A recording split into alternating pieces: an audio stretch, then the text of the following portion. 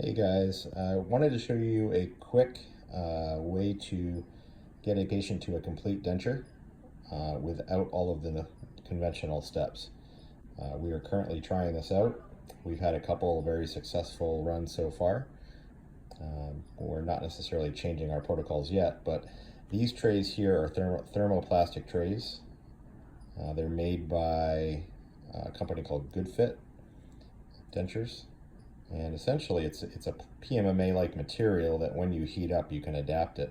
So what you do is you mold the tray as close to the patient's anatomy as possible.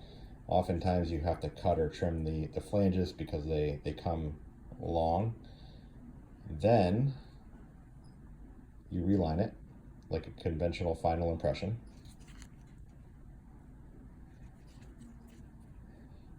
And while it's in the patient's mouth, you then trim back using an acrylic burr the teeth so that they appear at the occlusal plane that you need.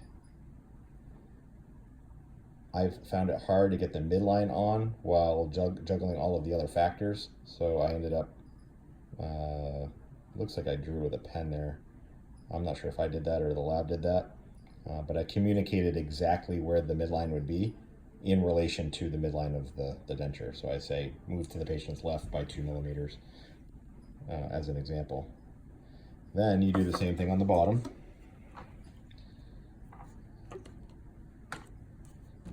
Thermoplastic tray. I cut it and trim it until I get something that mimics a custom tray. And then I reline and get my final impression. And then I trim back the teeth. As you can see, they're very worn appearing, which is fine. And I trimmed them back until I got the patient's vertical that I wanted. And I did the conventional tape on nose and chin, had the patient rest, captured those 2 points, and then trimmed it back until I got my -3 millimeters from the VDR, 3 to 4 millimeters from VDR. Once I got that, I had the patient bite down, and I captured a bite at that vertical, and then I added to capture the stick bite, capturing the midline just in case they didn't understand the communication that I was referring to, and then the horizontal plane.